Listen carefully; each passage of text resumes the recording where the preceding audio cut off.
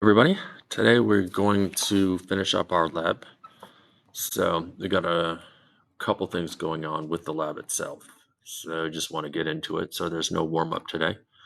The activity, we're going to go ahead and complete the lab report. So again, we can go into here. There's our lab report. Again, this is just a printout version. It's a printout copy, so it's not the actual lab itself, but you can use it as reference as you go along if need be. And then what we're going to do at the end is we're going to input our data into a class spreadsheet, right? So this is where you find that spreadsheet. So you're going to take your data, your spreadsheet, you'll have it open, and we're going to copy and paste the data into some columns that have already been created. So this is where we want to find it. So you're going to go into the General tab here, and you can go up to Files. And again, here's all the files that I give you. These are all available on here. So these are files that you can just download. So here we are, day 22. So here's the class lab data sheet right here. So you can click on it this way. Also within the assignment, so there's, as with everything, I give you multiple chances to get at the stuff. So we can also come over here and you have a link to the class data sheet here. So you can click on it from this part as well. So here's the class data sheet. So again, you see a student's already started this, so we're just going to stick with this since it's acceptable. So here's the data that you're going to input. So the initial mass of the balloon, initial mass of the empty flask, initial mass of the vinegar in the flask. Then we have the initial mass of the baking soda in the cup and the ending mass of the flask with the balloon, right? So you're going to input this data here, and then we're going to come over here. And this is what we're really looking for.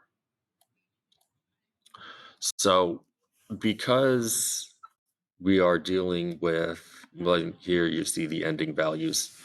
So we have initial mass of the vinegar plus the flask, and then you dump this stuff in. So you're going to get some initial mass here that you start with. So if we add these two together, you would have the initial mass of the setup before adding the baking soda into the vinegar. Then here's the ending mass they had. So this is the whole setup. This is the balloon plus whatever products were produced. So when you dumped the baking soda into the vinegar, you guys saw a chemical reaction that started to occur. So we saw evidence of that by a change in the temperature. So if you'd felt the liquid, you could feel the temperature changing. And more importantly, we saw bubbles forming. So remember, bubbles are always an indicator that chemical reaction is taking place. So there, then after the chemical reaction had taken place, this group's mass data of the balloon plus whatever new chemical substances were formed, plus the flask was this value. Okay. We're not going to use this value for our graphing. So when we create our little bar graph of initial masses versus ending masses, we're not going to use this. And the reason that we're not going to use this is because each of you will have different initial masses of the balloon. Like there's going to be a little bit of variation in the mass of the balloon, a little bit of variation in the mass of the flask, and so on and so on. So we don't want to use that. Like those are not part of the experiment. The scientist, the chemist doesn't care about those numbers, right? He only cares about the masses and the overall quantities, the properties of the chemical substances themselves. So that means before we can do our graph, we're not going to graph any of this data. What we're going to graph are these two columns. We want to know what the initial mass of only the two reactants were. So we want only the initial mass of the baking soda and the initial mass of the vinegar. Okay, so this is how you get this. I already wrote the little equation down here for you. So you guys are going to go ahead and program that in.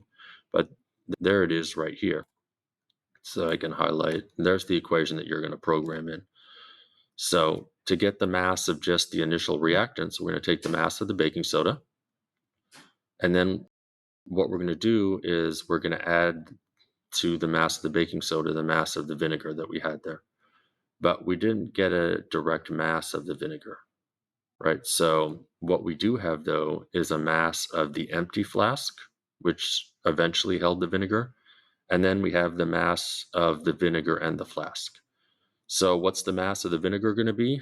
It's just the difference between these two. So all we do is we take the mass of the flask and the vinegar, and we subtract off the mass of the flask. And that will leave the mass of the vinegar. And then that is what gets added to the baking soda there. So again, I've already given you the equation here. You just have to type it in. So that will be the initial mass of the chemicals that we started with, the initial mass of just the reactants. At the end, this number now is the mass of everything that was on the balance. Again, we don't want everything because we don't care about the mass of the balloon or the flask. We just want to know the mass of the ending chemical products.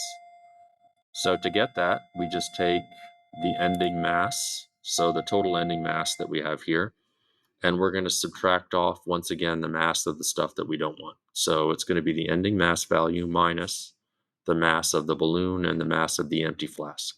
And that will leave us with just the mass of the chemicals that were produced in the end here. Now you have your initial mass of chemicals and your ending mass of chemicals. So we're going to do that here for each of the groups as you add that in. And then what we're going to do is we'll go ahead and make our table. So again, at that point, we can highlight these and we can come up and insert.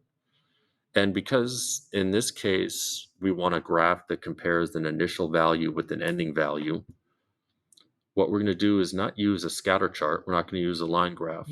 We're going to use bar graphs. So we want to see an initial value and an ending value there.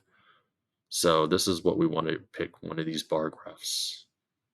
So that's what we want to see. And there are different types of bar graphs that we can pick here. So that's what ultimately we're going to do here. And then at the very end, you're going to come over and we're going to do our error analysis. So for each of these trials, we want to see what the error is. What is the percent error? And I haven't put an equation down for this yet because I have given you some instructions on how to go about that, getting your own error analysis, doing the error analysis there at the end of the lab sheet. So we will look at that at the end there. Okay, so that'll be that. And then ultimately, we're going to do one more thing with this data. And we're going to do that for, where's the exit ticket? Go back here. At the end, what we're going to do is we're going to get an average. So this is what scientists then do. Oops, what's happened to my class data? So what we're going to do is at the very end, all of these are going to be averaged. So we're going to take all of these individual trials and we're simply going to average it into a single value at the bottom here. So we'll come in here. What is this?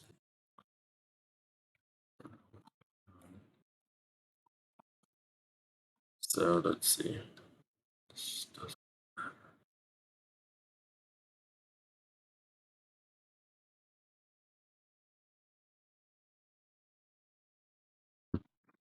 Why this is doing this. So we're going to get an average here. So the beauty of these spreadsheets is an average is a very easy calculation. It's a very, very normal and a very common calculation. So we don't actually have to program the equation in here. The spreadsheet has already been programmed with this particular equation. So if we go in here, all we have to do is click on the cell that we want the average for, and we go up to this prearranged or this pre-entered formula here, and it gives you very common formulas to choose from. So we would just click on average, and it will take the average automatically of everything in this column for us. So we don't actually have to go ahead and enter the equation for that. And then in the exit ticket here, you're actually going to tell me a little something. So with the whole class having entered the data, the scientist in us will do a strange thing. So we're going to congeal all those trials into a single average initial and ending mass quantity. So what you say, we did all that work in order to get one mass. So you said scientists can't reach any valid conclusions from a single trial. And that's quite right. So yes and yes on both fronts. In this case, however, that average value is not the same as the value from a single trial. So it is a single value. It's a single initial and a single ending mass, but it's not the same as looking only at this initial mass and ending mass. So it's not the same thing as looking at a mass value from a single trial. So that's not what an average is.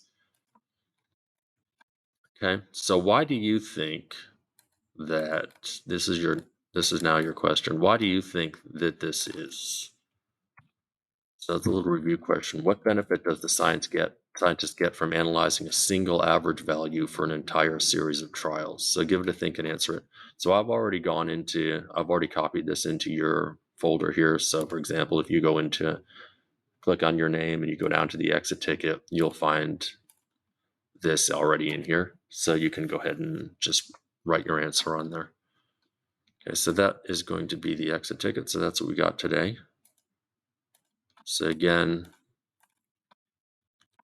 what you're going to do at the end of your trials is you're just going to copy and paste your 4 trials data, copy it from your spreadsheet, and then just paste it right into here.